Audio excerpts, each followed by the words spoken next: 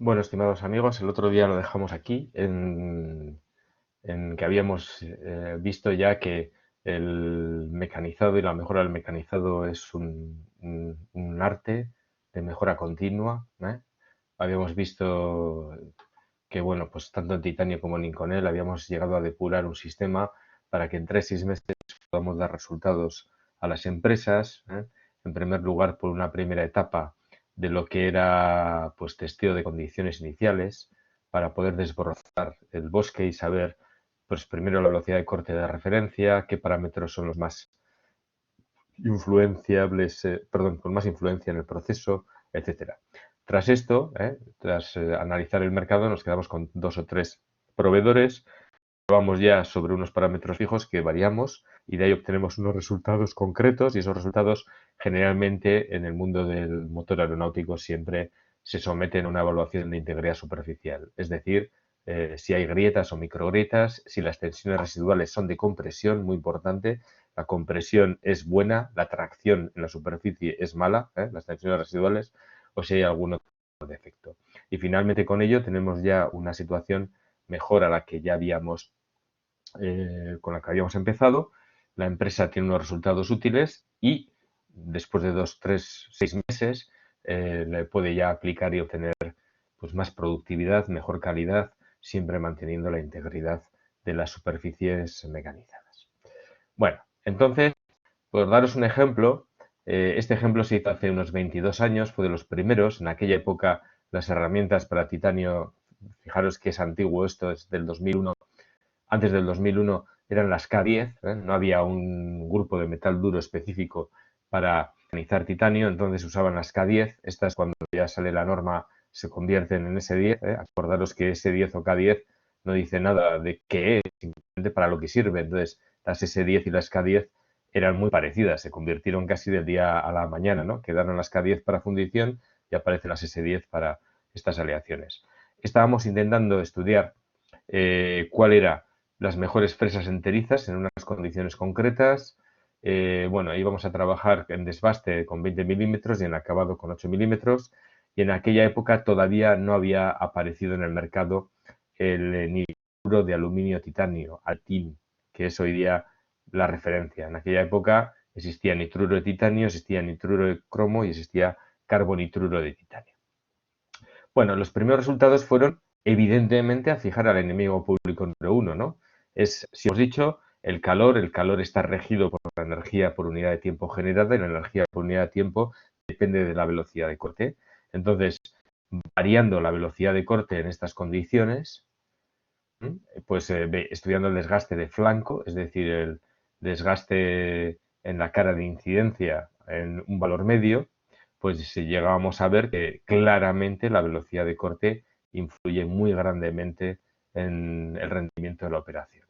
Esta era una operación, digamos, de pensando quizás en el acabado, por eso codificábamos los metros recorridos por la fresa en este caso. Daros cuenta que como sabemos el diámetro, sabemos el avance por dientes, sabemos el número de dientes, etcétera, con las fórmulas básicas podríamos haber codificado esta gráfica exactamente con otra escala debajo de volumen arrancado. Generalmente el volumen se utiliza cuando estás pensando en el desbaste, la longitud cuando estás pensando en el acabado, pero de uno a otro es simplemente aplicar una fórmula. Bueno, en esta época no metíamos escalas con 3 parámetros diferentes, usábamos solo uno. Pero bueno, aquí veis la influencia de la velocidad de corte entre 40 y 80. Hay que fijarse que la vida de la herramienta disminuye por la mitad. ¿Veis? Mucho. 80 metros minuto es una velocidad muy típica del titanio. Bien, también se estudió el avance por diente, ¿no? El avance por diente, FZ, y fijarse, bueno, pues los valores son de entre 0,1 a 0,2 y encontramos en todas las velocidades de corte un valor muy interesante, que es que el avance no es cuanto más pequeño mejor, ¿no? Había un valor óptimo de recorrido de corte que era 0,12. Valores grandes implican fuerzas grandes, tanto provocarán mayor desgaste, pero valores pequeños, bueno, pues esto es el denominado efecto tamaño. Cuando tú cortas por debajo de este avance, cortas muy poca viruta, el titanio y sus aleaciones son muy elásticas, con lo cual tienden a ceder cuando, digamos, el espesor de viruta es poco y, bueno, pues es mejor 0,12 que engancha bien la herramienta, es decir, mejor que un avance pequeño donde hay un resbalado o un resbalón inicial de la herramienta debido a esa flexibilidad. Bueno, pues este es un descubrimiento, vamos a decirlo, interesante. Bueno, se estudiaron muchos desgastes. Estas son ya herramientas muy machacadas. Estas herramientas son de roturas clásica. El desgaste de flanco sería este. Estas marcas que veis son marcas de rectificado a la hora de fabricar las herramientas de metal duro. Y luego, esta gráfica no os la iba a mostrar, pero bueno, me parece interesante. Aquí implicábamos el recorrido de corte, lo graficábamos en función de las profundidades, en este caso radiales, y medíamos la rugosidad.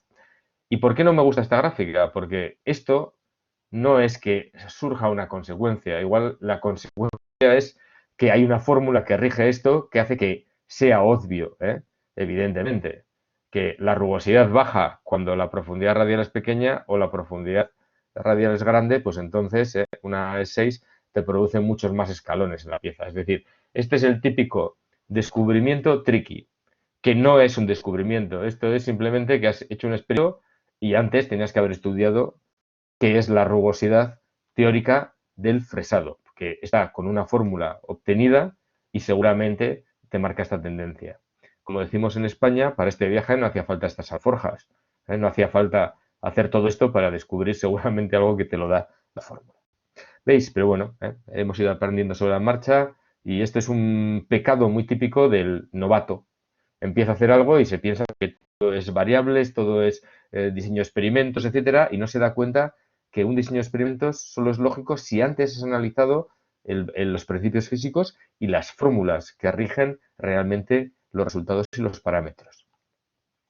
Bueno, en aquella época, estamos hablando del año 1998, todavía no se aceptaba libremente el uso de recubrimientos en herramientas de metal duro. ¿Por qué? Porque siempre había la sospecha que el recubrimiento iba a afectar de alguna forma la superficie. Es decir, todo el mundo es, ¿y qué pasa? ¿Estás tú seguro de que no hay un átomo del recubrimiento en la superficie? En el mundo del motor aeronáutico todo hay que validarlo y certificarlo y homologarlo. Y por tanto, una sospecha de ese tipo es un poco parecido a medicina. Hace falta muchísimas pruebas para demostrar que no afecta y por tanto aceptarlo a nivel industrial.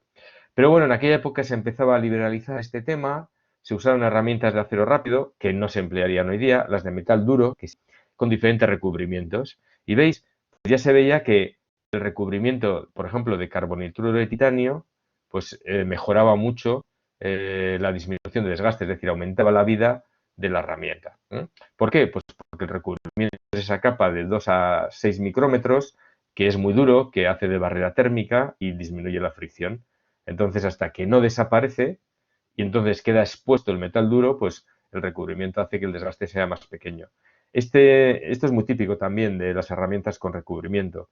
Cuando el desgaste es de una forma y crece a partir de un determinado instante, es que en este punto más o menos se ha perdido la capa de recubrimiento, ha quedado expuesto el metal duro y entonces ya el proceso de desgaste es pues, el típico del metal duro. Bien, hoy día los recubrimientos es lo habitual, ¿veis? Esto es la recomendación de Sandvik con diferentes herramientas para titanio y se admite desde el titanio sin recubrir, que es para Sandvik el H10F, es su denominación, que sería el S25. Y bueno, pues otras calidades, ¿veis? Muchas de ellas son recubiertas por el famoso nitruro de titanio mezclado con nitruro de aluminio, que se suele llamar TiAl N o Altin. Suele tener más aluminio que titanio, habitualmente 66% aluminio, 33% titanio. El resto es pues, trazas de otros elementos y evidentemente nitrógeno siempre está porque forma nitruros. Bueno, veis, estos son los recubrimientos, hoy día se emplean por doquier en la fabricación. Y bueno, esto está sacado del catálogo de Sandvik, pero me vale como conclusión. Fijarse que en el catálogo se dice, de todos los parámetros que más rigen la vida de la herramienta, el primero con importancia es la velocidad de corte. Claro, por el calor. El calor que viene de la energía de formación, luego viene la velocidad de corte, y al final todo eso implica la elevación de la temperatura, que en el titanio es la llave para activar la reactividad del titanio. La AE o la FZ, pues depende un poco del tipo de operación. Ambas estas son fundamental de la sección de viruta, entonces depende, el tipo de operación puede ser más una u otra.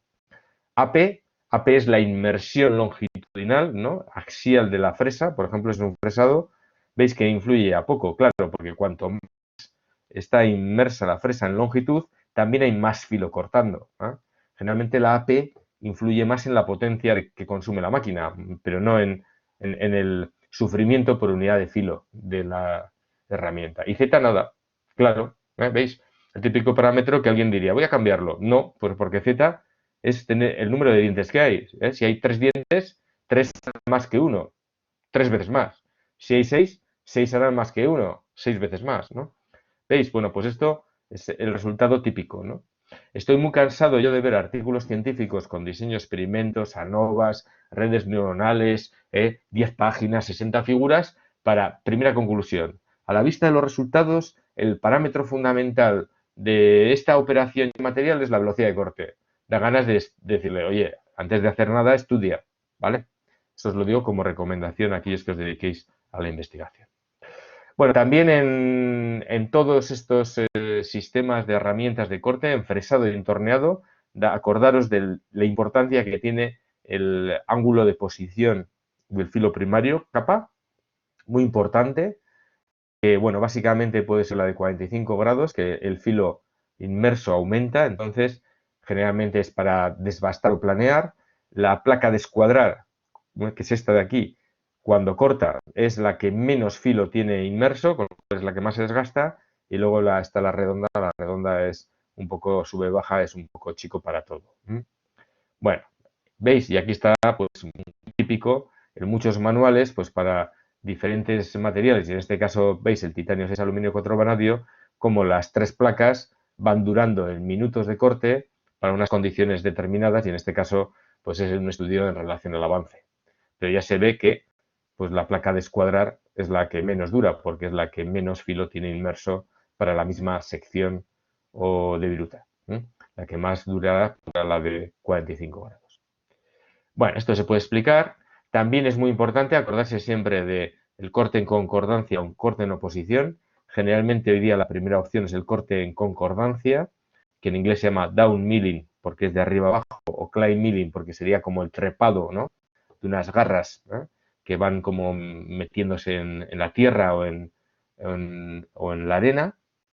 Y bueno, en todos los catálogos siempre hay muchos truquitos como esto, pues la entrada tangencial, etcétera, que en fresado es muy importante porque siempre hay que evitar aumentar la agresividad de los golpes de los dientes cuando entran, cuando salen, cuando cortan. El fresado es un corte interrumpido, con lo cual, si encima la tiene detalles geométricos que aumentan esta naturaleza, pues hay que tener aún más cuidado.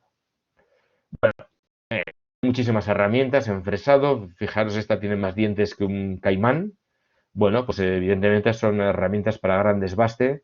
Generalmente se emplean mucho en fuselajes, porque en el fuselaje de los aviones también se emplea el titanio en sustitución del aluminio en aquellas piezas especialmente comprometidas ante grandes cargas mecánicas, donde o bien el aluminio o los composites no aguantan, se emplea titanio 6 aluminio 4 vanadio.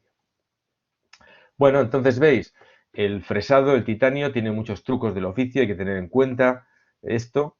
Este es un mundo de ingenieros, no es de físicos, se esperan ellos en este mundo. La herramienta de metal duro recubierta hoy día sería sobre todo de IALN, bueno, con 4 dientes o con 2 dientes, depende si es desbaste acabado. Bueno, generalmente lo que os vais a encontrar siempre en la bibliografía es conservador, 80 metros minuto hoy día es un valor razonable, pero tirando a ser muy conservador. Y bueno, pues grado a grado de metal duro, mejor a mejor recubrimiento, pues se va subiendo poco a poco estas consideraciones. Bueno, esto es la parte, digamos, de fresado. Y ahora, pues, permitidme que me pase a otra operación, que es el torneado. El torneado lo voy a aprovechar primero por el interés que tiene, pero también para ver esa otra enfoque más disruptivo que puede haber cuando se acerca uno al proceso de mecanizado. Bueno, el proceso de torneado es un proceso de corte continuo que tiene esa ventaja, ¿no? También se emplea metal duro sin recubrir o recubrir. Las velocidades son 70-80 metros minutos, son las velocidades de referencia. Y bueno, pues en el mundo de la turbina hay mucha componente de este tipo, de gran diámetro. La máquina que se utiliza generalmente es un torno vertical, como veis aquí, pues debido al diámetro de las piezas. La solución es generalmente el metal duro, en el titanio. Y por ejemplo, esto está sacado del catálogo de Sandvik y veis que en este caso es más fino que hablar de desbaste semiacabado y acabado, hablar de primer estado, segundo estado o intermedio y estado final. Pero es lo mismo, esto es pues para aumentar el glamour, hay que aumentar el glamour, hay que quedar que estás haciendo algo mejor, que es arrancar metal, pues entonces le llamas de otra forma. Bueno, generalmente se parte de una forja, esta forja tiene una preforma, luego se desbasta, luego se semiacaba y luego se acaba. Bien, aproximadamente tú puedes hacer bastantes cosas libremente hasta que estás a 0,2 o 0,3 milímetros de la superficie final. Cuando ya te acercas a la superficie final de una pieza, el que manda generalmente ya no es producción, sino materiales, ¿eh? Es decir, ya te acercas a la posible daño de la superficie, a inducir tensiones residuales de compresión, perdón, que es el yuyu, comprimir, perdón, de tracción, tracción es malo, compresión bueno, tracción malo, daros cuenta que las tensiones de tracción provocan la propagación de grietas por fatiga, etcétera. Bueno, los desgastes en torneado son los mismos que en fresado. Veis que en todos los casos, sea desbaste, semiacabado, acabado, siempre está el desgaste de cráter. Aquí tenéis un ejemplo muy claro. Es un desgaste de cráter muy cercano al filo, con lo cual aspira el desgaste de incidencia que sería este de aquí en esta cara. Bueno, los desgastes nunca es un tema de ecuación absoluta, ¿no? Es un valor absoluto, siempre es fusi, ¿eh? Hay que saber interpretarlos, siempre hay discusiones de, oye, este es de un tipo, de otro, es habitual. Medirlos tiene cierto grado de subjetividad. Veis que las velocidades de corte están entre pues, 40 a 120 metros minuto, que son las típicas del titanio, ¿no? 80 era el centro de gravedad de estos valores. Bueno, en torneado acordaros también que está el mismo concepto del ángulo APA o ángulo de posición primario, muy importante porque tenemos la placa típica de desbastar, la placa de escuadrar, que es la que puede subir y hacer ángulos rectos, daros cuenta que esta no puede, y la redonda, que es un poco la chica para todos, o chico para todos, ¿no? ¿Veis? Bueno, pues en función de ello, unas te duran más o te duran menos, y bueno, pues hay estos estudios, esta es la placa de un tipo y otro. También acordaros que en torneado todas las placas están estandarizadas. Estos códigos de SNMG 12, cada uno de ellos se pueden ir interpretando pues con la forma de la placa, si la placa es neutra no lo es, el tamaño de la placa, etcétera. Todo está estandarizado. La competencia en el torneado es atroz. Hay aplicaciones de móvil que sacan una foto a la caja de un fabricante y la recomendación de otro fabricante. Porque lo único que puede cambiar es de qué está hecha la placa o el rompevirutas, ¿veis? Los rompevirutas, que suelen ser las dos últimas letritas que tienen las denominaciones de las placas, estos sí suelen ser conocimiento de los fabricantes. Esta especie de filigranas pueden ser más o menos finas. Como veis, las que no son finas, las que son más tipo montaña, podríamos decir, sirven para romper virutas, luego son de desbaste. Las filigranas finas, con más dibujos, etcétera, pues son para romper virutas pequeñas y por eso son, digamos, menos abruptas. Y en función de uno y otro, pues veis, existen estos gráficos que os permiten pues, calcular el avance y la penetración, en este caso, del torneado, que es A o AP, en función pues de la operación, ¿no? Bueno, veis que esto está en pulgadas o en milímetros, depende de si estáis en Estados Unidos o en unidades imperiales o en el sistema métrico. En España se emplea el sistema métrico siempre.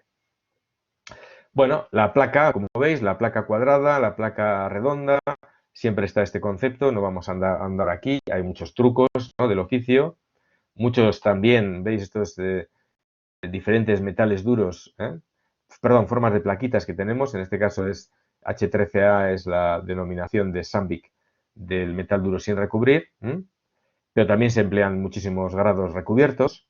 Y bueno, lo de antes, lo que hemos dicho, muchos estudios, mucha variación de parámetros. Generalmente cuando es desbaste es el volumen que arrancamos, cuando es acabado se suele codificar, por ejemplo, en este caso veis la longitud de la espiral que cortamos, porque en el torneado la trayectoria cinemáticamente definida siempre es una espiral, con lo cual se puede calcular fácilmente con los parámetros de proceso cuánto has cortado hasta llegar a un desgaste o a una vida en minutos o lo que fuese.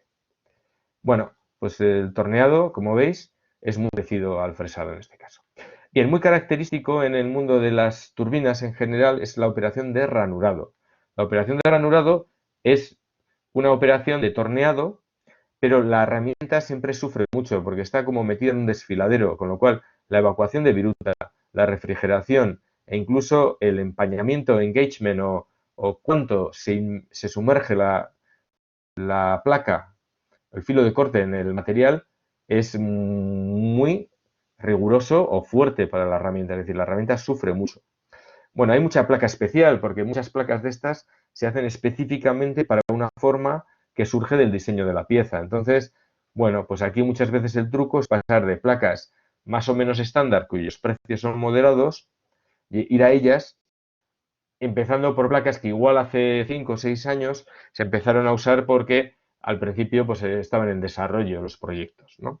Hay que pensar que en el mundo del motor muchos proyectos y programas se congelan en las condiciones iniciales. Entonces, al cabo de 5 o 6 años hay nuevas herramientas, incluso lo que era especial ahora es estándar, y liberar un poco esos proyectos e introducir herramientas estándar en lugar de especiales puede abaratar los costes. Bueno, un tema muy típico en el ranurado es el romper las virutas que salen, estos caracolillos, Daros cuenta que esto es muy complicado porque tiene que salir por sitios muy estrechos, etcétera. Es siempre un engorro, es decir, es difícil extraerlo, manejarlo. Luego la viruta siempre hay que tender a romperla. Esto es una parte clásica del mecanizado. Esto en muchos libros hay preguntas, secciones o apartados dedicados a estos mapas o charts, grafos de formas de viruta relacionados con el avance y bueno, pues con la geometría también de las placas. Bueno, de esto tienen, como veis, mucho interés. Hay muchísima cultura de ranurado en las carcasas y en los discos, muchos trucos del oficio, innumerables. En general lo que buscan es no dañar la placa haciéndola trabajar de forma exagerada. Y bueno, pues ya veis, Pachi, ¿os acordáis de Pachi? Este amigo de la cuadrilla que tiene un taller y que habla con sus amigos y le gusta fanfarronear de que él mecaniza mejor que nadie, pues está leyendo y que puede leer el catálogo de Sandvik de titanio, que es muy claro y que da muchos trucos. Es decir, aparte de coger buenas herramientas, hay que coger conocimiento y este es una buena referencia y aquí tenéis su referencia y es gratis además. Bueno, también veis, hay nuevas ideas. Esta placa es un desarrollo también de Sandvik, habría otras de este tipo también. Pues es una placa cuadrada, pero que tiene pues un achaflanado en el ángulo de la punta, ¿veis?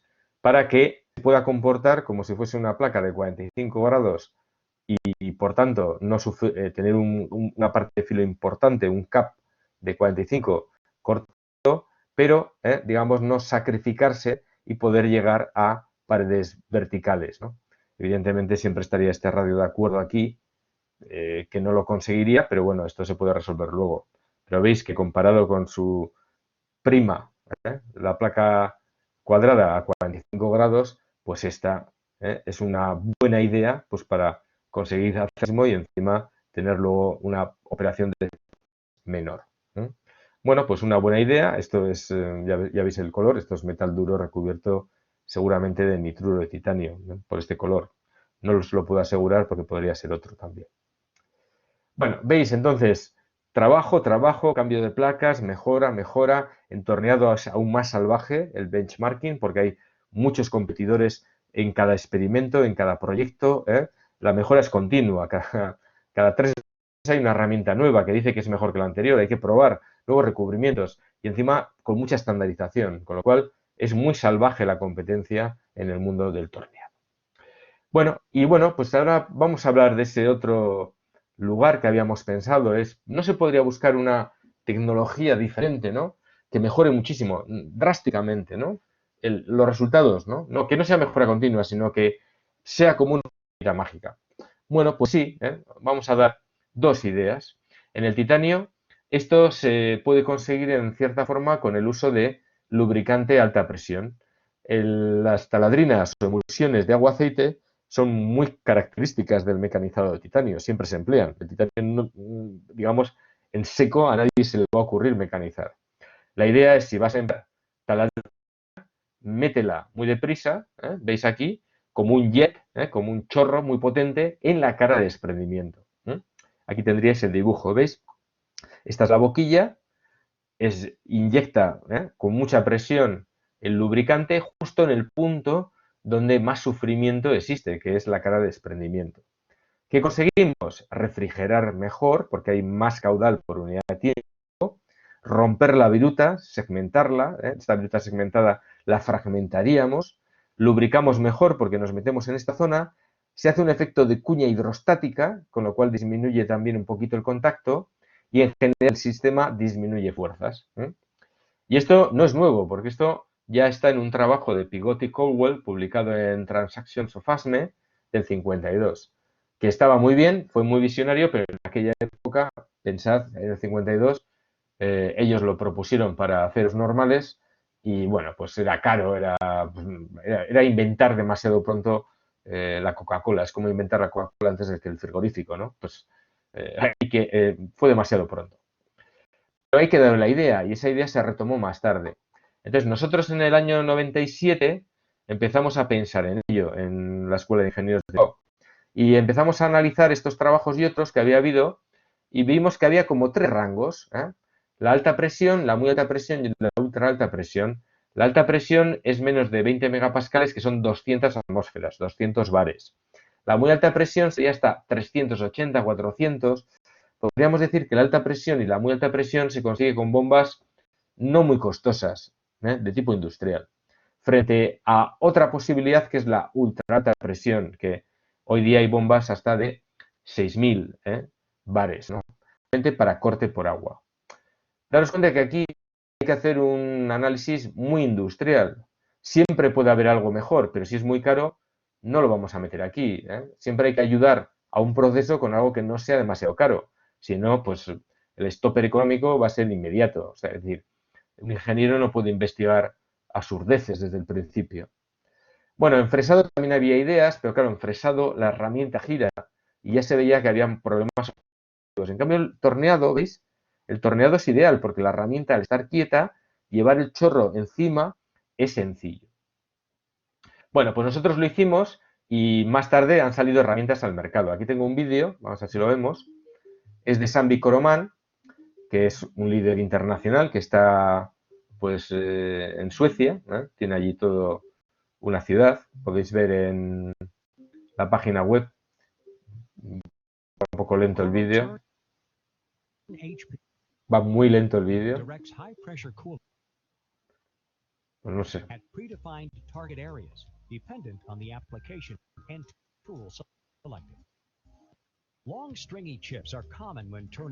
Este es un portaherramientas específico ya diseñado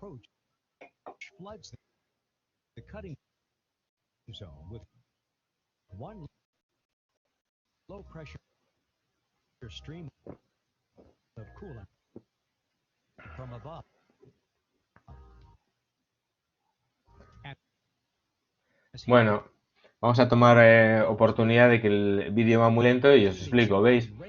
Ya tenemos un portaherramientas específico preparado para enfocar los chorros justo a la cara de desprendimiento.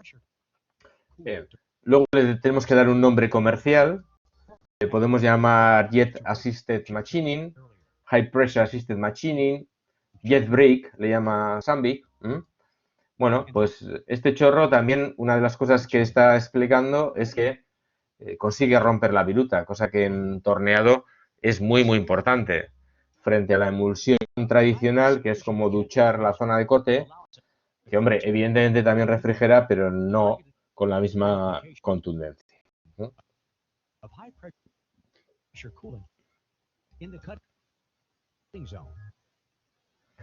Bueno, no sé si puedo adelantar el vídeo. A ver, ya sé que los vídeos gustan en estos cursos, ¿eh? Vamos a ver si podemos arrancar el vídeo, ¿eh? Por lo menos a ver si vemos una parte por el medio.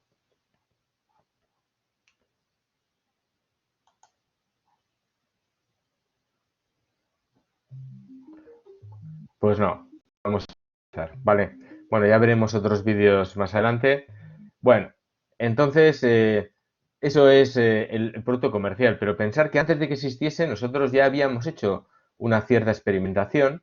Nosotros alquilamos una bomba de limpiar coches, carros, que son bombas que, pues ya sabéis, echáis una moneda y puedes durante 2-3 minutos limpiar el coche tú mismo. Tienen mucha presión, poco caudal, la que empleamos en su momento era de 2 kilovatios, y luego hicimos un tubito de acero inoxidable que con un utillaje sencillo podíamos orientar.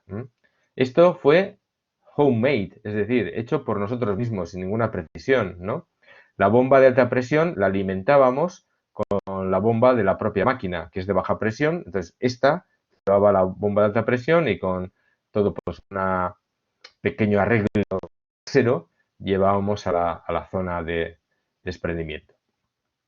Y bueno, ¿qué vimos? Nada más darle y hacer experimentos, vimos que esto era medicina, pero medicina de la buena. No era que te encuentras un poco mejor, tómate esto, estas pastillitas redondas y tal. No, no, esto era hacerlo mal y salir bien, que es muy importante eso. No estamos bien, o sea, fue inmediato. La viruta está destrozada y además había claramente un desgaste menor de la herramienta, con lo cual inmediatamente saltamos de los 70 y 80 a 110 y 120 metros minuto de velocidad de corte. Esto hecho en un torno con control numérico, pero no demasiado nuevo, ¿eh? Y pasábamos pues a rendimientos de operación, a caudales de productividad muy altos. Esto nos alegró muchos días en aquel momento. La viruta, esta es la viruta segmentada de titanio, pues salía machacada, rota, y sobre todo nosotros lo que mirábamos es la vida de las herramientas y claro, descendió muchísimo lo que es el desgaste de cráter. Bueno, esta foto podéis decir, pues no lo veo que descienda, claro, porque es que este es mucho más deprisa que este.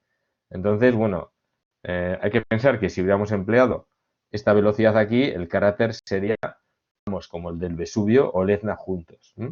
Bueno, hicimos estudios de desgaste, esto funcionaba, esto funcionaba. Y esto lo hicimos en el 97-98. Pero en el 2004-2005 ya Sandvik lanza al mercado este sistema.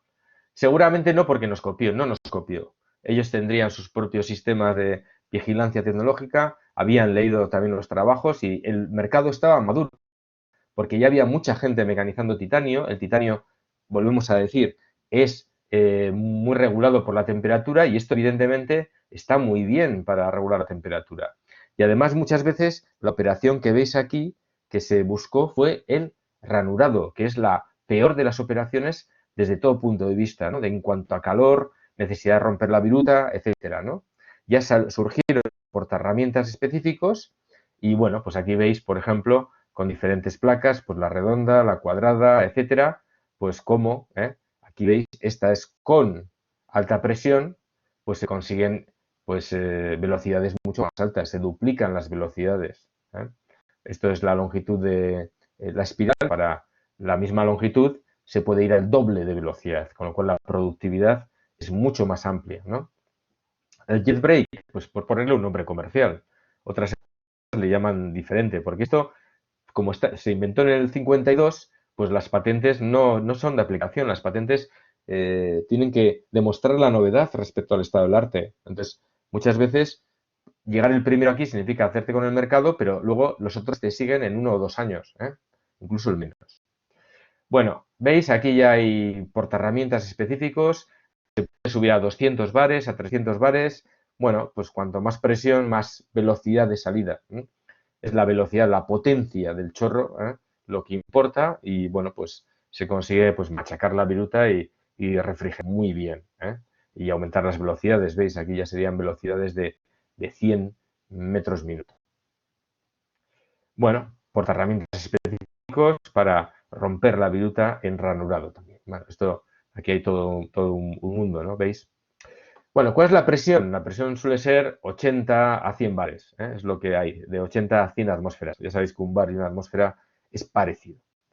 Bueno, luego esto ya tiene que ir a la aplicación industrial, pues la aplicación industrial requiere tener tu máquina, seguramente una máquina tipo Pietro Carnaghi, un torno vertical. Hay ya bombas industriales de esta más presión y más caudal, y bueno, pues ya, pues por ejemplo, se puede pensar en desbastar a 120, acabar a 180 e incluso hacer operaciones a 200, 250. ¿Veis? Lo que os decíamos, Pachi es un soñador. Pachi también, aparte de hacerlo todos los días bien, ha visto que aquí hay una nueva forma de hacer. Este sería un salto disruptivo, pero no se lo ha inventado él. Él pues ha estado atento, ha visto lo que han hecho otros. Bueno, es muy importante también, hay que tener en cuenta que los tanques de alta presión generalmente para evitar la espumación van cerrados, son herméticos, tienen que tener filtros para filtrar las virutas que son más pequeñitas, tienen que tener mirillas rotativas porque no hay forma de ver nada con alta presión. Daros aquí solo vemos un chorro salpicando a la ventana de la máquina, con lo cual estas ya sabéis que giran a muchísima velocidad y entonces, bueno, pues por fuerza centrífuga hacen que tú veas a través de ellas, pero bueno, es una técnica que es muy razonable en costo, porque los portas ya existen portas de torneado y existen incluso portas de fresado con los materiales pensados para ello. En fresado tarda un poquito más porque en el fresado primero hay que hacer herramientas con salida en las caras de desprendimiento, que esto no es fácil, generalmente estos agujeros los hacían con electroerosión hasta el núcleo. Hoy día hay barras que ya los tienen prehechos, las barras antes de hacer la herramienta, pero sobre todo es la junta rotativa de unión del cabezal al resto de la máquina, por donde tiene que pasar el lubricante, el problema. Porque la junta rotativa, que esto aquí el usillo estaría aquí arriba, la junta rotativa, claro, tiene que aguantar ese caudal, que no es demasiado, pero sí esa presión, siendo estanca. Entonces, suele tener ese problema. Hoy día eso ya se ha conseguido resolver, hay juntas para los cabezales que consiguen hacer pasar por dentro del cabezal la alta presión y luego pues herramientas que lo consiguen. Esto está sacado de un congreso, para que os hagáis una idea, que yo acudí 3 o 4 años antes de que estas herramientas saliesen al mercado. Un poco la idea. A mí me gusta este ejemplo porque nosotros pensamos que era una buena idea. Lo vimos en un congreso que otros habían visto que era una buena idea y 3 años después había una empresa que había cogido estas ideas y las había puesto en un producto, ¿no? Me pareció un muy buen ejemplo de cómo el I+D puede llegar a resultados realmente importantes desde el punto de vista industrial. Pero hoy día las bombas de 60, 80, 90 bares de presión, pues son bombas de este tipo, son bombas de platillo, son bombas de sin fin. Es decir, veis que por el aspecto son bombas muy industriales, que se venden en todos los países. Bueno, son de alta gama porque son bombas mejores que otras de centrífugas, pero no se basan en cambios de sección, se basan en ir pasando el fluido de un estado a otro y pues o con tornillo sin fin o por fuerza rotativa y cambio de sección, pero rotativo también, pues van aumentando la presión. Generalmente son largas porque tienen que meterse, como veis aquí, en el tanque que está totalmente carenado y cerrado. Esto sería el extractor de virutas y esto sería pues lo que tú compras, instalas en tu máquina y ya estas bombas tienen 60-70 bares. En nuestro centro, en el CFA, todas las máquinas tienen bombas entre 60 y 90 bares de presión. Bueno, eso sería la alta presión. Pero ahora Pachi sigue soñando. Y ahora dice él, pues también me suena haber visto otra cosa. ¿Por qué no en un material como el titanio veis que todo depende tanto de la temperatura? ¿Por qué no ser muy contundente y bajar la temperatura? ¿Por qué no emplear criogenia? Bueno, pues resulta que también se inventó en los 60. el uso de nitrógeno líquido, CO2. Esto realmente al ingeniero mecánico le parece un poco mágico, pero esto, fijaros que hay gente que hace croquetas y cocineros que emplean el nitrógeno líquido. O sea, ambos, el nitrógeno líquido y el CO2, son dos gases muy industriales que se venden, etcétera. Fijaros que hay muchísima gente haciendo esto en el mundo, que esto es el resultado de Google de poner criogénico. Y muchos de estos ejemplos son de titanio. Y, por cierto, algunos de estos son los nuestros, que es lo que os vamos a enseñar ahora. Bueno, y ahora vendría la duda, ¿nitrógeno líquido o CO2? Bueno, vamos a pensar como hemos pensado alguna vez. ¿Qué es el nitrógeno líquido? Un gas más caro porque se extrae del aire, hay que fraccionarlo del aire. Es un gas inerte, está muy bien, y que tiene un problema, que almacenarlo en los depósitos significa aislarlo, generalmente en depósitos con dos cámaras, y hay que dejar siempre las válvulas abiertas, porque siempre está en ebullición. Si no, tendríamos un problema de riesgo y explosión.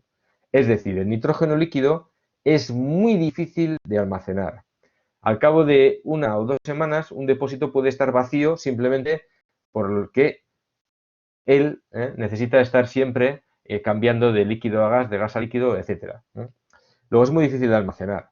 Tiene más coste y tiene una gran ventaja el nitrógeno líquido. Cuando de líquido se expande a gas, la entalpía de cambio de fase consigue que la temperatura baje a, me parece, 260 grados bajo cero. Es que la temperatura que se alcanza es muy, muy baja. Es decir, refrigerando es muy fuerte su efecto. ¿Y qué sabemos del CO2? Pues el CO2 es un detrito. No se sabe qué hacer con él.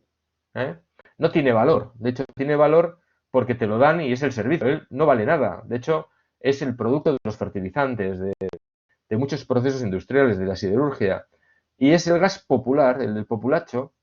¿Cómo se almacena? En depósitos por presión. Es como el butano de los mecheros de cigarrillos o incluso extintores. Hay muchos extintores de CO2. Es decir, no te hace falta un depósito más que aguante la presión. No es como estos que tienen que ir aislados. No, estos no.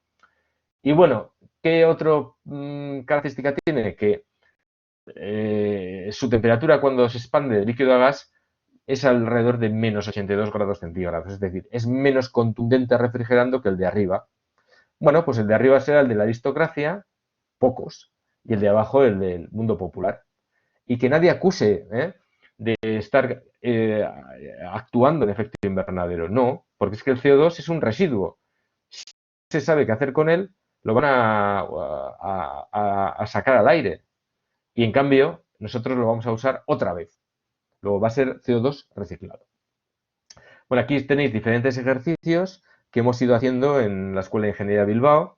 Hemos hecho fresado, lo hemos hecho entaladrado, lo hemos hecho entorneado. Evidentemente el torneado es fácil porque la herramienta está quieta. Entaladrado y fresado, el meter el CO2 por el cabezal tiene ya su implicación. Aquí tenéis este vídeo que lo vamos a ver ahora. Tenemos un producto comercial que lo ha hecho un maker de mi grupo. Esta es la versión 1 y esta es la versión ya industrial. Bueno, simplemente es pues neumática de no demasiado coste y aquí tenemos un sistema de mínima cantidad de lubricante asociado a uno de CO2. Son dos sistemas puestos en la misma caja, no es un sistema que emplea el CO2 en lugar del aire a presión, no. Están colocados en la misma caja. Hay un pequeño controlador industrial que gestiona el sistema y estará en torno a unos 12.000 euros, para que os hagáis una idea. Y está en comercializado, se llama Bicold. Bicold. Bueno, ¿y este sistema por qué tiene esta neumática? Pues porque hay una pequeña cosa a resolver con el CO2. Y es que cuando está en estado líquido presurizado, pues a temperatura ambiente, y lo liberas, hay que evitar que pase por la zona sólida, que es la zona donde si pasa se convierte en hielo seco.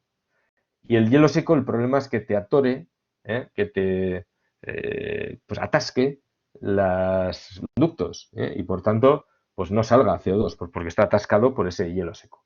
Entonces hay que conseguir evitarlo. Entonces hay que ir por la línea verde y para eso primero hay que presurizar la línea a unos 8, 9, 10 bares para alcanzar este punto y luego ya saldría el líquido. Es decir, generalmente desde una botella, en la parte de arriba de la botella cogemos el gas, en la parte de abajo con un espadín está el líquido. Se puede hacer así. O en un sistema industrial sería un depósito más grande o dos depósitos, uno de líquido para coger el líquido y el otro para coger el gas. Bueno, pues hemos estudiado este sistema de gestión. Este sistema de gestión es por esta dinámica del gas CO2. En cambio, el nitrógeno líquido es mucho más sencillo. El nitrógeno líquido puedes tenerlo en la botella y sin necesidad de grandes problemas sacarlo, ¿eh? Y él, digamos, cuando ve que está libre, se convierte pues de líquido a gas, ¿eh? Pero tiene el problema del almacenamiento. Bueno, eso es un poco la idea, ¿eh? del sistema. Pues Bicol, voy a ver si puedo. Pensaba que lo tenía incrustado. Vamos a intentar.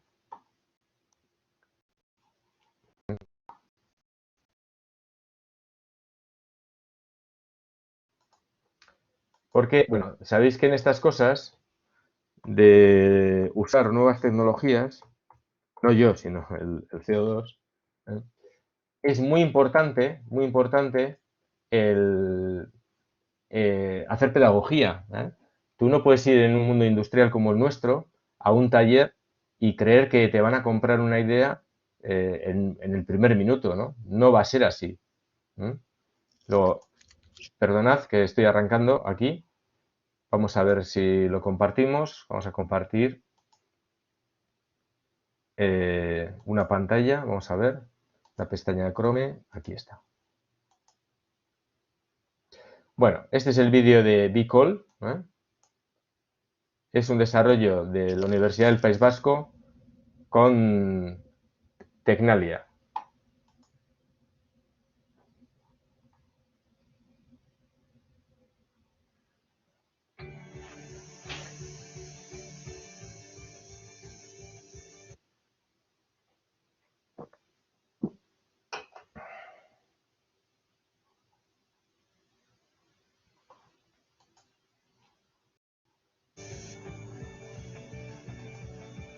Os pido disculpas, es que mi ordenador debe estar muy cargado. Tanto conocimiento, claro.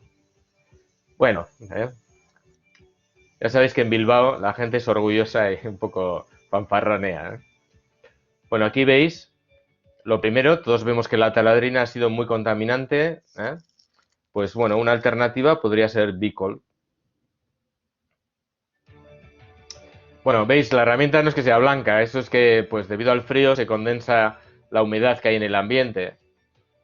Aquí estamos trabajando con CO2 y con MQL. Con CO2 bajamos la temperatura, con MQL metemos pequeñas cantidades de aceite vegetal biodegradable. Lo hemos empleado en muchos casos, ¿veis? Roscado, roscado por laminación, taladrado, composites, titanio, muchos materiales, ¿no?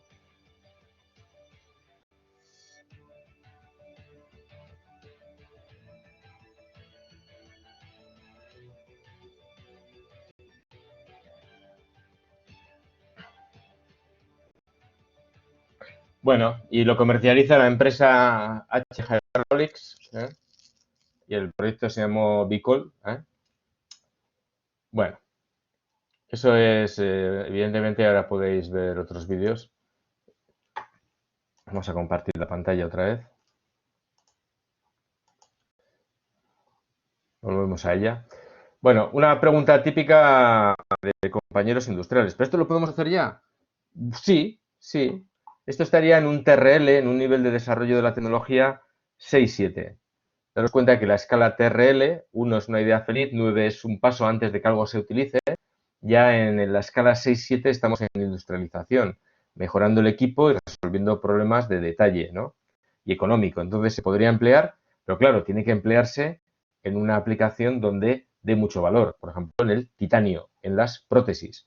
En las prótesis, por ejemplo, estamos empleando CO2 solo y CO2 además de calidad de medicina, que es un poquito más puro que el CO2 industrial. Bueno, Y ya también me gustaría, pues ya hemos visto fresado en el titanio, usar el taladrado. Nosotros hemos hecho muchas pruebas de taladrado, primero porque es muy interesante taladrar titanio, pero también que nos sirva esto de ejemplo de un proyecto de investigación de taladrado. Primero, fijaros la cantidad de agujeros que taladrar en toda la periferia, pero bueno, en los motores hay muchos agujeros, pero en el fuselaje del avión, en algunos, en los más grandes, hay hasta 1 millón de agujeros, que luego evidentemente habrá que remachar. Con lo cual, el taladrado es una operación muy importante y además finalista. Por daros un ejemplo de lo importante que es el taladrado y el hole making, que se llama en inglés, la generación de agujeros, por ejemplo, esto fue un drama económico, afortunadamente no de personas, en los primeros vuelos del Airbus 380. Y, por ejemplo, en 2010 hubo un incendio en un motor. Este avión de la línea aérea australiana tuvo que volver, creo que a Sydney, y al fin, después, el reporte de la investigación dijo que el culpable había sido un agujero mal hecho, no el agujero, sino la cabeza, donde va la cabeza del tornillo que se metía aquí, estaba desplazado, ¿no? En castellano aquí en España lo llamamos lamado, digamos básicamente, voy a intentar dibujároslo. Si esto es un agujero, a ver, si esto es un agujero, muchas veces aquí se rebaja ¿eh? Para hacer, digamos, y que quede, digamos, la cabeza del tornillo a ras, ¿no? De nivel. Pero, en este caso, se demostró que había quedado así. Se había hecho el agujero, pero luego había habido un desalineamiento. Entonces, claro, aquí veis, se quedó una zona muy debilitada, con el paso del tiempo apareció una grieta de fatiga, que es esta de aquí, se rompió y parte del aceite que iba aquí a los rodamientos, creo, del eje central, pasaron a la turbina y aquí, claro, se quemó toda la parte de atrás. Como este avión lleva 4 motores, pues volvió con los 3 que le quedaban a tierra. Fijaros que se tuvieron que reemplazar todas las turbinas que se habían generado y el problema económico fue este, ¿no? Muchísimos millones de euros por una operación tan sencilla, ¿no? Yo a mis alumnos siempre les digo, imaginaros que habéis hecho una casa, un apartamento, habéis pintado todas las paredes y cuando vais a hacer un agujero para poner un cuadro, ¿no? Una fotografía, ¡pum! Se sale mal y se te cae media pared. Pues es lo mismo, ¿no? El taladrado es una operación sencilla y digamos ella en sí de bajo coste, pero fijaros el drama que es, porque siempre se hace al final, en general, ¿no? Detrás de ella generalmente solo es o el avellanado de la cabeza, ¿no? O el lamado o el roscado. Bueno, pues entonces esa es la importancia que tiene el taladrado. Entonces, bueno, a mí me gustaría primero, ¿cuáles son los objetivos industriales? Primero, intentar evitar el punteado, ¿no? Es decir, primero muchas veces para evitar el desalineamiento se mete una broca de puntear para que luego se centre bien la broca. Esto puede decir, pues, ¿por qué? Para ahorrar tiempo. Una buena broca podría entrar directamente sin punteado. Luego queremos saber y aumentar el número de agujeros hechos por las brocas. Las brocas, bueno, pues las de alto coste, pues si se hacen más agujeros, gano más dinero. Luego, generalmente, en estos materiales se va a hacer referencia axial por dentro de la broca. Luego también queremos medir la potencia. Medir la potencia del consumo del taladrado es muy interesante, porque si una broca empieza a desgastarse, la potencia aumenta. Luego queremos ver el desgaste de las brocas y cómo afectan la calidad de los agujeros y cómo fallan las brocas. Queremos ver también hasta dónde llegan, el error de la piel. Bueno, veis, una operación sencilla tiene muchísimos aspectos diferentes a estudiar. Bueno, las brocas en sí llevan siendo 150 años las mismas. Son brocas twist drill. Pueden tener 2 o algunas veces 3 labios, que ya 3 labios implicaría una broca un poquito rarita. Generalmente en la broca tenemos lo que es el ángulo de punta, que ya veis, bueno, pues que es muy importante. Y sobre todo hay que pensar que hay una zona aquí, el chisel angle o justo esta punta, donde la velocidad es tan pequeña, la velocidad periférica, la tangencial, que en lugar de cortar, hace un efecto de enclavamiento, ¿no? Luego, en general, digamos, las brocas se desgastan en esta zona, que es donde hay más velocidad de corte, pero también es importante el efecto que tenemos de penetración de este lado. Luego la broca en sí, pues generalmente hoy día son de metal duro recubierto, hay verdaderos especialistas. La repetibilidad de las brocas es muy importante. Por ejemplo, esta faja de aquí, que es muy importante porque es la que luego conduce la broca mientras está en el agujero, es decir, sirve de guía. Y bueno, pues y luego también, a veces aquí, en los filos de corte, pues las brocas tienen pues alguna pequeña forma que es la magia del asunto, ¿no? Pero no hay mucho más que decir, es una herramienta sencilla. De hecho, fijarse que el taladrado y el roscado son operaciones de una sola dimensión, ¿no? Entra y sale. Las velocidades de corte no son tan altas como en otras operaciones porque la broca cuando entra en la sufre mucho por la evacuación de la viruta. Hay que decirlo que está rodeada por todas partes por el enemigo. Veis 54, 60 metros minuto. Bueno, depende, ¿no? Es un poco la idea, es un catálogo electrónico. Y nosotros hemos hecho muchísimos agujeros en muchos materiales, ¿veis? ¿Y por qué? Pues porque es una operación interesante para estudiar, ¿no? Tenemos las brocas en nuestras máquinas, podemos medir el desgaste. Hoy día esto lo hacemos con microscopios de USB que tenemos incluso dentro de la máquina. Luego ya con los microscopios USB, llevándolos a una posición y con una pequeña referencia que hacemos en la pantalla del ordenador, medimos, sin necesidad de desmontar y llevar a un microscopio de este tipo. Luego, el consumo de potencia del cabezal lo graficamos. Aquí tenéis una operación típica de taladrado, ¿no? Aumenta la fuerza de empuje o el par, se puede medir la fuerza de empuje en el eje Z o el par por el motor del cabezal, ¿no? Generalmente el par del cabezal. Aumenta porque está rompiendo el material, se estabiliza mientras hace el agujero, cede porque llega a la parte de abajo, perdón, y luego vuelve, ¿veis? Bueno, y vuelve por esta zona. Y esto es no sé por qué me ha salido aquí el sistema este. Bueno, el reloj, o sea que está aquí calculando el tiempo que tardo en hablar. Bueno, ¿veis? Perdón, descarta. Perdón, así que, vale. Entonces,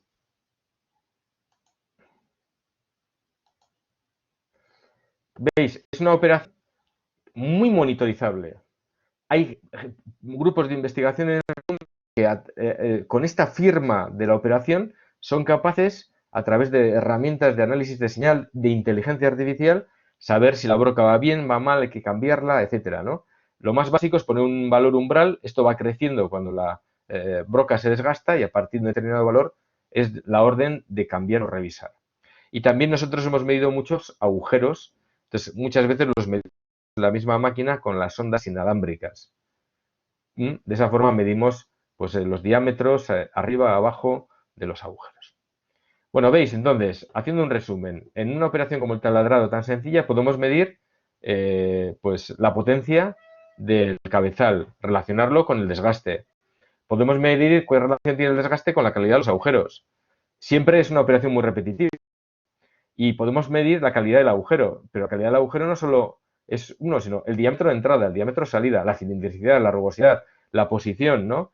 Por ejemplo, si una broca está desgastada, suele tender a no puntear bien y se tuerce, ¿no? Imaginaos que estáis en casa, un material muy duro, por ejemplo, un alicatado, si no mantienes bien el taladro en casa, se desvía, ¿no? Bueno, pues todo esto se puede estudiar. Y esto se puede estudiar con parámetros no demasiado muchos, porque tenemos la velocidad de corte y el avance por revolución. Con eso ya podemos estudiar el desgaste, todas las señales, umbralizar, etcétera. Es decir, es una operación muy agradecida para investigar en una universidad, incluso sin muchos fondos. Esto lo he intentado buscar de un catálogo, ¿veis? Es un taladro vertical de columna, hay también radiales, etcétera, pero con esta máquina nosotros podríamos hacer papers científicos. Es cuestión de hacerlo bien. Siempre hay dos materiales raros que taladrar juntos, ¿no veis? Podemos taladrar, podemos roscar, podemos hacer buena investigación, podemos escribir papers, podemos hacer luego estudios de roscado, de corte y de laminación. Podemos medir la potencia, que no es muy caro, medir la potencia de un motor eléctrico. Podemos ver y medir todos los agujeros que hemos hecho. tratar las señales que captamos con una señal de captación de la potencia. Y además, lo que os pongo aquí, siempre hay un stack diferente. ¿Qué es un stack? Es un conjunto de 2 o 3 capas de material, muy típico de los fuselajes. Por ejemplo, titanio, composite, aluminio, o aluminio, composite, titanio. Y taladrarlos juntos, que luego van a ir remachados. Pero siempre hay un stack diferente. Entonces, a nada que cambies algo, ya tienes, como diría un abogado, causa para escribir un paper. Es decir, no sé si te lo van a aceptar el paper o no, pero tienes causa. Y encima, si tienes un colega de inteligencia artificial, haces muchos agujeros. Todo eso y te hace una red neuronal que te relaciona una cosa con la otra. Y si tú le guías, sacáis resultados industriales transferibles a empresas con verdadero valor. Si no le guías, igual te acabas relacionando la velocidad de corte con la temperatura en Tokio. Vale, pero si le guías, se puede conseguir las cosas y con costes relativamente altos. Esto yo se lo recomiendo a muchos compañeros de universidades que sabemos que tenemos que escribir artículos y bueno, pues es una vía, no todo es campos demasiado exagerados en cuanto a uso intensivo de tecnología, fresadoras de 5 ejes, todo, ¿no? Se puede hacer cosas con estos medios. Bueno, también el alta presión o la presión interna es muy importante. Generalmente las brocas, las caras de salida suelen tener orificios.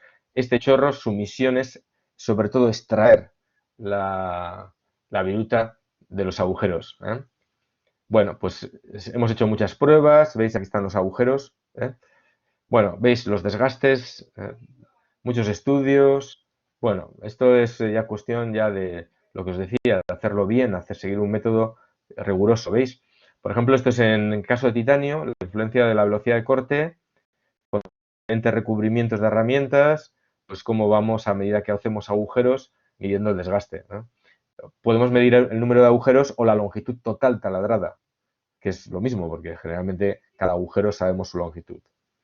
Podríamos ver el error de posición en el plano X e Y, el error del diámetro de entrada o del diámetro de salida. Por ejemplo, esto es la evolución del consumo de potencia a medida que vamos haciendo agujeros. Cuanto la broca está más desgastada, se consume más porque corta peor.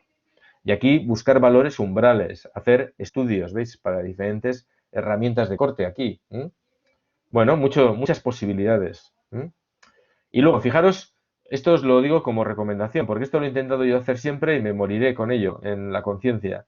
Fijarse que generalmente en las piezas que hacemos, los agujeros muchas veces van en voladizo. Mucha gente luego estudia esto, que es con una placa muy bien apoyado el efecto de taladrado. Pero en la realidad, los agujeros van en voladizo. Entonces hay un arte para del modelo real sacar un modelo equivalente de rigidez, que puede ser este modelo, ¿veis?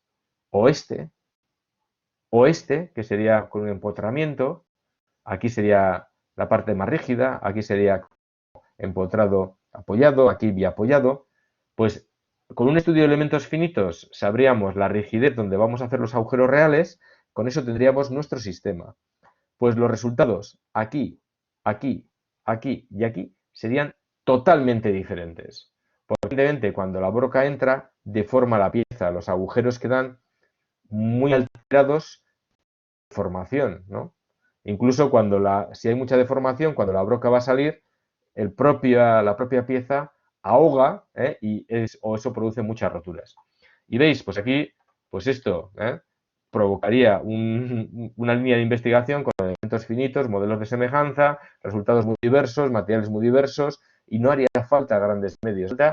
En este caso, pericia marinera para saber discurrir por estas aguas del conocimiento. Bueno, también es muy importante en el taladrado, y nosotros hemos trabajado mucho con las rebabas. El titanio no es el material que más rebabas produce, pero sí las produce a la entrada y a la salida. Hubo un consorcio en Estados Unidos que trabajó durante 10 años en el mundo aeronáutico para clasificar todo el tipo de rebabas en relación a materiales, condiciones de corte, brocas, etcétera, ¿no? Parece una cosa sencillita e incluso un físico, un teórico diría, no, es muy complicado porque fijaros la cantidad de problemas que tenemos aquí, tipos de rebabas, etcétera, ¿no? Y las rebabas son muy peligrosas, primero porque queda mal el agujero y porque Si luego quieres remachar o atornillar, hay que eliminarlas, es decir, requiere un trabajo adicional. Bueno, este consorcio trabajó mucho, clasificó las rebabas y se hizo miles de pruebas. Y además, me gustó mucho la forma de trabajar porque trabajó con una red internacional. De hecho, mi grupo participó en este consorcio que se llamó CODEF y bueno, pues resultados nuestros, que nosotros estábamos más centrados en el rendimiento de la operación, les mandamos las placas y fueron un trabajo de fin de grado o de fin de máster para una persona que estaba dentro de todo este proyecto internacional. Bueno, veis, pues se puede hacer mucho. Claro, esto estaba hecho en Estados Unidos, veis, el avance se medía en inch per revolution. Muy interesante. Y bueno, pues se hicieron muchos estudios, veis, refrigeración convencional. Y bueno, pues ya, por deciros, pues en el taladrado hay muchísimas posibilidades. Os acabo de decir una de investigación. Podemos trabajar mucho. Es una operación sencilla, pero muy, muy, muy fructífera respecto al I+D. Y bueno, también hay en grandes diámetros brocas con plaquitas. Esto está sacado del catálogo de Sandvik. Bueno, hay mucho conocimiento para esto. Esta es la broca típica, la twist drill. Veis aquí cómo son los canales que van por dentro. Pues condiciones de corte, etcétera. Bueno, pues está bastante estudiado. No tengo mucho tiempo, no voy a seguir por aquí. Bueno, y ya por deciros también ideas que puede haber en el sistema, perdón, en el sistema, en la industria, también hay mucha gente trabajando, por ejemplo, con el pecking o taladrado asistido por oscilación.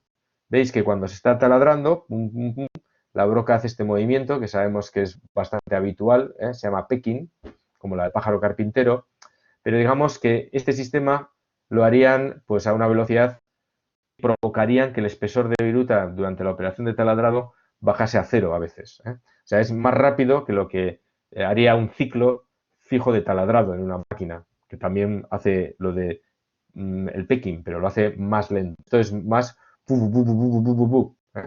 os vuelvo a repetir, simulación real del proceso. Bueno, vale la broma. Es decir, tiene que ser muy rápido y tiene que ser que provoque secciones de viruta cero en el ciclo de taladrado.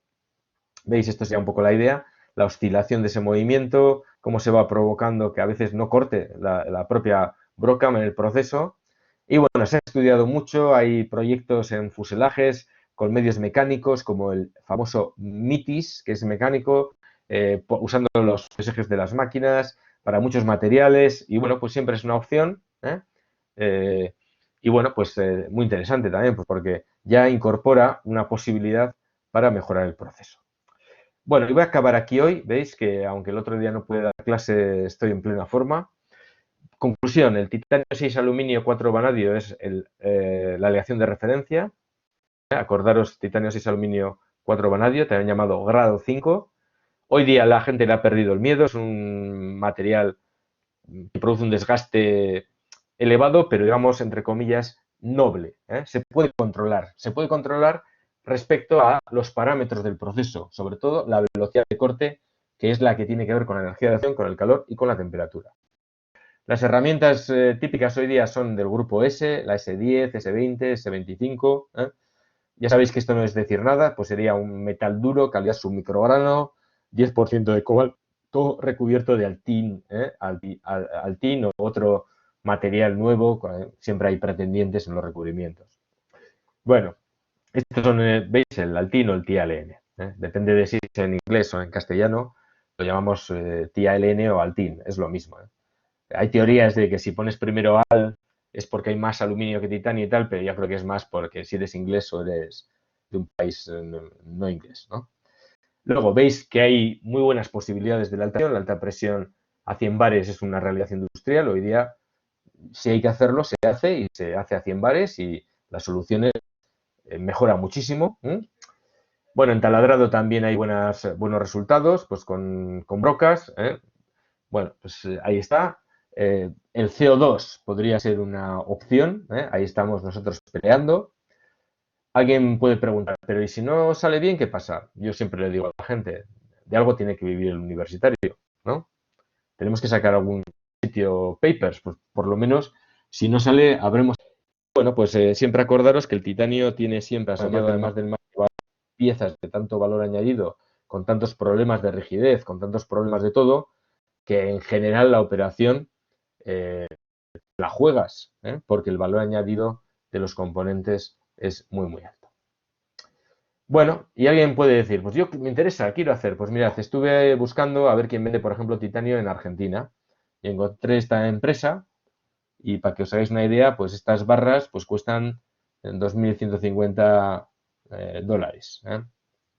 Bueno, estos materiales siempre son un poquito caros, pero bueno, te os quiero decir que con barras de este tipo alguien se pone a tornear y está dentro, entre comillas, de lo razonable. Y bueno, pues eso es todo por hoy. Espero que os haya gustado y que esta vez en vez de en directo me habéis escuchado por el canal YouTube.